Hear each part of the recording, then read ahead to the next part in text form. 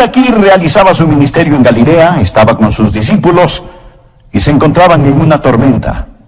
Leeremos al respecto y luego vamos a aprender algunas lecciones maravillosas de cómo usted puede encontrar paz en medio de su tormenta, porque todos tenemos tormentas. Empezando en el versículo 16, Juan capítulo 6. Al anochecer descendieron sus discípulos al mar, y entrando en una barca, iban cruzando el mar hacia Capernaum. Estaba ya oscuro, y Jesús no había venido a ellos. Y se levantaba el mar con gran viento que soplaba. Cuando habían remado como 25 o 30 estadios, vieron a Jesús que andaba sobre el mar y se acercaba a la barca, y tuvieron miedo. Mas él les dijo: yo soy, no temáis. Por favor, subraye esa última parte, la frase no temáis. ¿Sabe? Unas 365 veces en la Biblia, una por cada día del año, Dios nos ha dicho que no tengamos miedo. De una u otra manera, Él dijo, no tengan miedo, o no temáis. 365 veces Él nos dice que no temamos. El diablo es el ministro siniestro del miedo, pero nuestro Señor nos dice que no debemos temer. Ahora recuerde, ellos estaban en una tormenta y Él les dice, yo soy, no temáis. Ellos entonces con gusto le recibieron en la barca, la cual llegó enseguida a la tierra donde iban. En nuestras jornadas a Israel, lo que más disfruto, lo más deleitable, es sentarse al crepúsculo a las orillas de Galilea. Casi es magnetizante. Es como un sueño, qué tranquilidad. Usted casi se intoxica con la belleza del sol al ponerse en el mar de Galilea. Y las alturas de Golán al otro lado del mar, desde Tiberias, se ponen color rosado. Usted se sienta allí escuchando los pájaros que anidan en los árboles. Creo que el mar de Galilea es uno de los cuerpos de agua más bellos sobre la tierra. Los rabinos antiguos decían que después que Dios creó todos los otros mares, entonces Él creó Galilea, solo para Él. ¿Está usted en una tormenta? Usted responde, no, pastor, no lo estoy. Ah, me alegra. Disfrute el viaje, que pase un buen rato, lo digo en serio. Seríamos unos tontos si no disfrutamos los tiempos buenos de la vida. Lo que deseo compartirles cómo encontrar paz en medio de su tormenta, porque paz no es la sustracción de problemas de la vida. La paz es la suma de poder para enfrentar esos problemas. Esa es la paz de Dios. Así que quiero darles 6 principios. Por favor, anótelos. El principio número 1. Esto es lo que usted puede decir cuando está en tormenta. Primero, estoy gobernado por su providencia. Lo que le sucedió a estas personas aquel día no fue ninguna coincidencia, no fue un error, ni era algo que debía haberse evitado. La tormenta sencillamente no tomó a Jesús por sorpresa. Anote al margen Mateo capítulo 14, versículo 22. Enseguida Jesús hizo a sus discípulos entrar en la barca. Él les dijo, ustedes deben hacerlo. Era Jesús quien nos envió a esa tormenta. Puede ser que Dios ha diseñado su tormenta.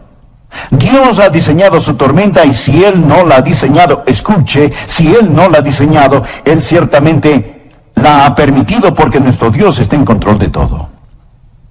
Vamos a tener dificultad y lo primero que usted puede decir cuando la dificultad llegue es que la providencia de Dios está sobre todo. Soy gobernado por su providencia. El plan maravilloso de Dios está en efecto, lo que llamamos la providencia de Dios. Ahora recuerde, Jesús hizo que se embarcaran hacia la tormenta. Ellos estaban en esa tormenta debido a la providencia de Dios. Lo segundo que usted puede decir, no solo estoy preparado por su providencia, no solo estoy gobernado por su providencia, sino que estoy creciendo por su plan. El plan de Dios no es complacerlo. El plan de Dios es ensancharlo. Ponga al margen el Salmo 4, versículo 1. Cuando estaba en angustia, tú me hiciste ensanchar. Cuando estaba en angustia, tú me hiciste ensanchar. Quiero hacerle una pregunta a aquellos de ustedes que han estado por algún tiempo en tribulaciones. ¿Cuándo han crecido más? ¿Cuando todo estaba bien y navegaba calmadamente? ¿O cuando llegó la tormenta? ¿No creció usted más en la tormenta, en el dolor, cuando estaba aferrado a Cristo y tenía que clamarle? En la Biblia hay las tormentas que corrigen, tormentas que perfeccionan. De hecho, Jonás, quien pasó la noche en un colchón acuático, estaba en una de esas tormentas correctoras. Es decir, él estaba en ella porque estaba fuera de la voluntad de Dios. Él huía de Dios y Dios envió una tormenta correctora. Mas hay también tormentas que perfeccionan. Estos discípulos no estaban fuera de la voluntad de Dios. ¿Por qué estaban en una tormenta? Porque, escuche, estaban en una tormenta porque estaban en la voluntad de Dios. Fue Jesús, nos relata Mateo, quien les hizo entrar en la barca. Estaban en esta tormenta porque obedecían a Jesús. Bien, ¿por qué Jesús querría que ellos estuvieran en una tormenta? Porque Él quería que ellos crecieran. A menudo he compartido estas palabras, desconozco el autor. Dicen, caminé una milla con el placer, charlamos todo el camino, pero no me dejó más sabio con todo lo que tenía que decir. Caminé una milla con el sufrimiento, ni una palabra dijo, pero las cosas que aprendí del sufrimiento cuando el sufrimiento caminó conmigo. ¿No es cierto? Cuando estaba en angustia, tú me hiciste ensanchar. Alguien dijo que la fe es como un rollo de fotografía, se revela en la oscuridad, es cuando aprendemos a confiar en el Señor. Amigo, usted crece cuando se alimenta con estos problemas. Verán, lo que nuestro Señor buscaba no era debiluchos como discípulos. Él quería que crecieran y permitió que estuvieran en una tormenta para ensancharlos. Recuerde que usted es gobernado por su providencia cuando está en una tormenta. Él gobierna todo. Y que usted está creciendo por su plan. Y es en la tormenta que usted va a crecer y llegar a ser más y más como el Señor Jesucristo. Se dirá, pastor, no poseo lo que se requiere para crecer cuando estoy en una tormenta. Es correcto, no lo posee. Eso es obvio. Mas lo tercero es, estoy favorecido por sus oraciones. Por favor, mire el versículo 17. Y entrando en una barca, iban cruzando el mar hacia Capernaum. Estaba ya oscuro y Jesús no había venido a ellos. Ellos se preguntaban, ¿dónde está Jesús? Ya había oscurecido y Él no había venido. ¿Por qué Él no había venido? Bien, Él hacía otra cosa. ¿Qué estaba haciendo? Jesús oraba. Él estaba en la cima de la montaña orando. Anote el margen Mateo 14 porque esta historia se relata de diversas formas en los diferentes evangelios. Y la Biblia dice en el versículo 23, despedida la multitud, subió al monte a orar aparte. Escuche, no piense que Él le desamparó solo porque no puede verlo cuando está en la tormenta. Él quizás no estará con usted en forma corporal, pero Él está muy consciente de usted.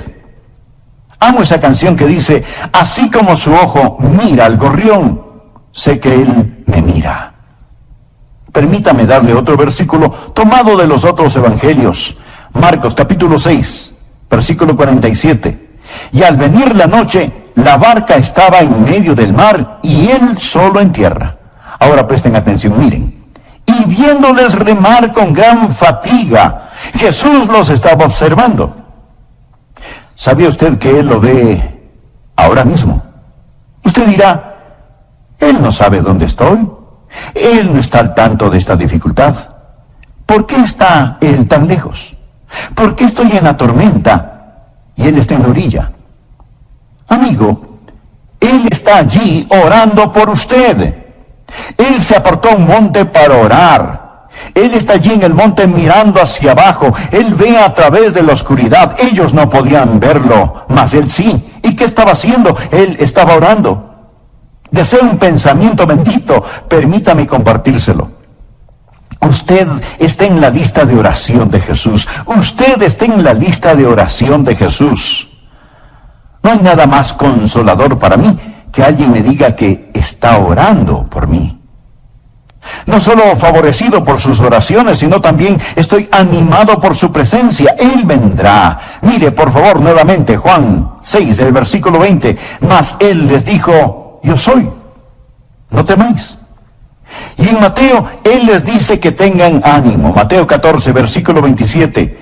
Pero enseguida Jesús les habló diciendo, tened ánimo, yo soy, no temáis.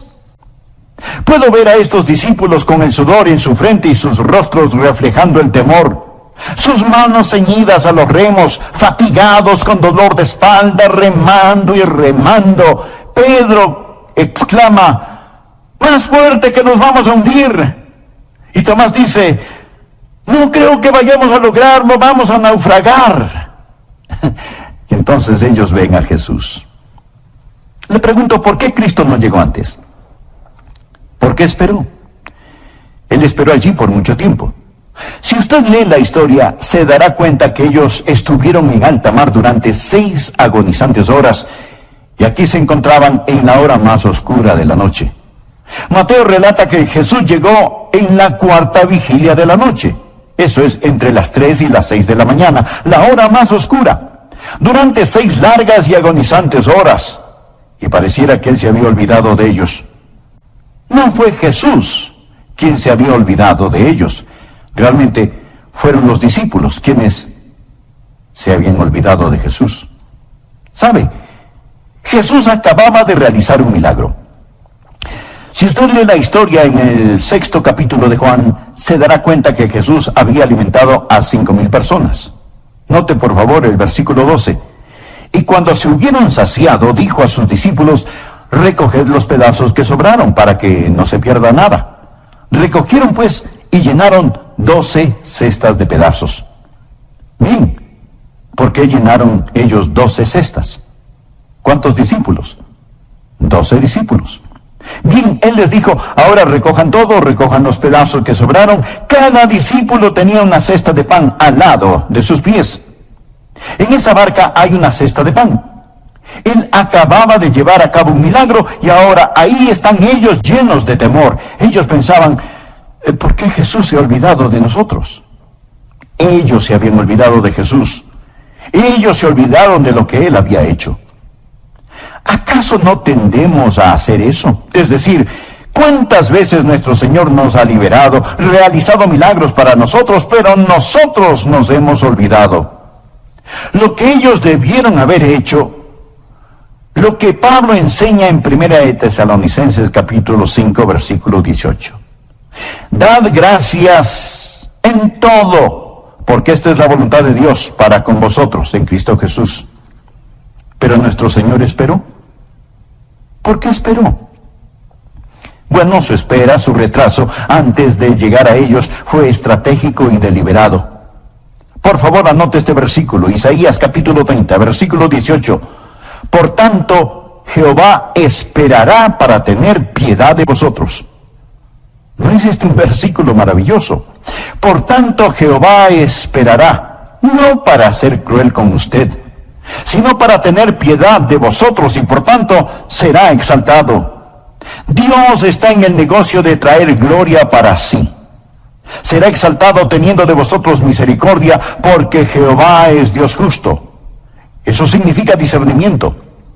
Él no solo sabe lo que usted quiere, Él sabe lo que usted necesita. Y entonces dice, bienaventurados todos los que confían en Él.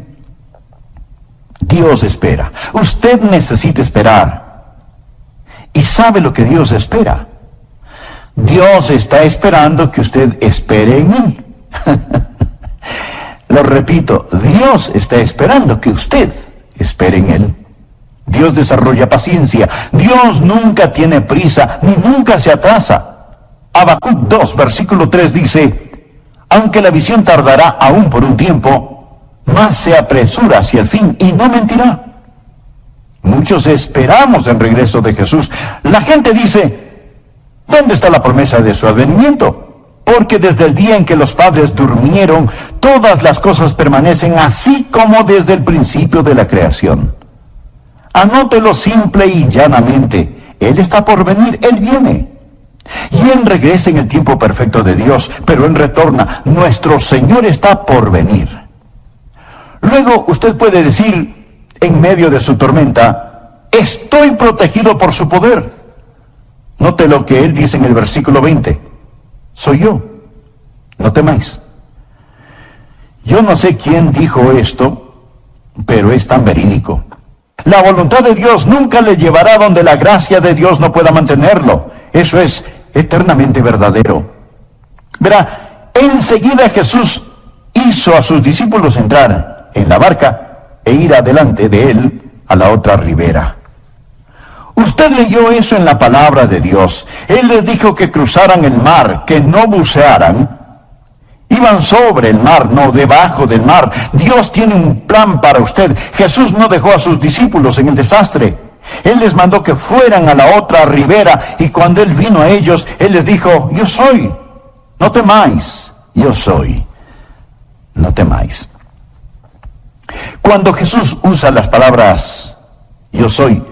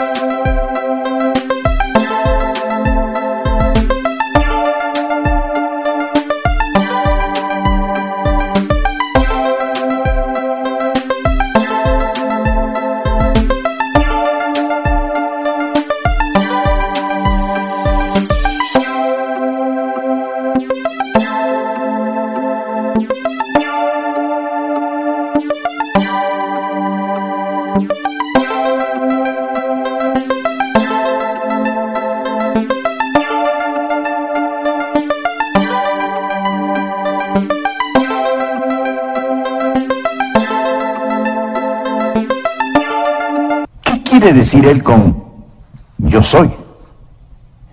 Yo soy es el sagrado nombre para la deidad. Significa Él es el omnipotente, el eterno. Lo que afirma es, yo soy el que soy, yo soy el que soy, yo soy el gran yo soy. Ya existía cuando aún este mar ni siquiera era un vapor, este mar de Galilea. Yo soy el gran yo soy. Piense al respecto cuando Él dice, yo soy. Esa es una proclamación de presencia eterna.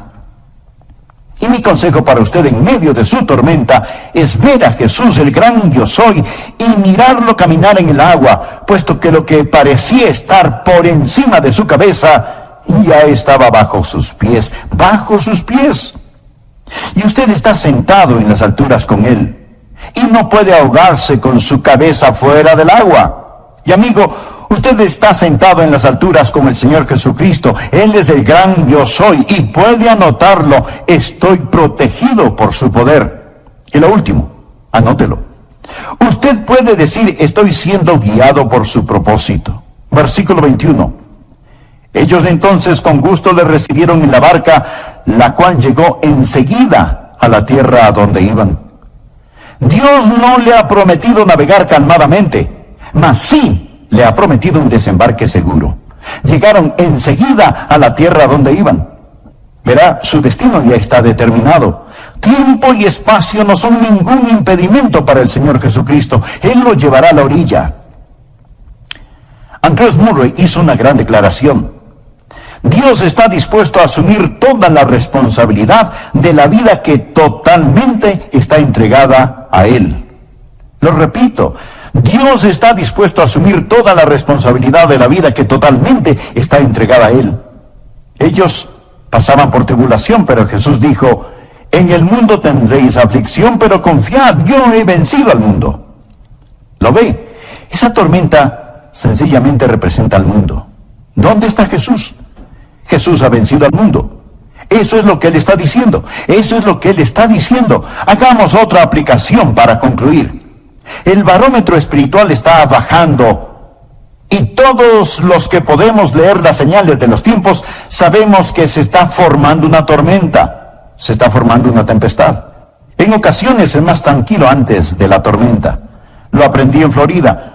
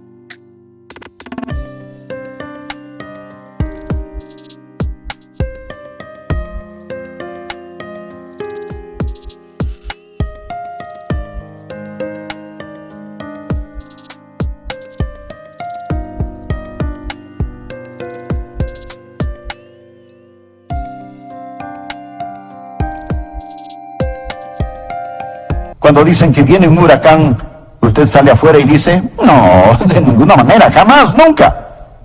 Sin embargo, el barómetro baja y sabe que viene. La Biblia nos lo dice. Pronto nuestro Señor, que ha estado en el monte de su gloria orando por nosotros, va a levantarse de su trono. Entonces caminará sobre el agua. Será como un juego de niños. Él descenderá caminando en las nubes. Él regresará en su gloria. Y nosotros, los que estamos aquí en el mar del tiempo, inmediatamente estaremos en las orillas de la eternidad. Hemos hablado de paz en medio de su tormenta. La Biblia habla de paz que sobrepasa todo entendimiento. No la puede obtener de las píldoras. No sale del contenido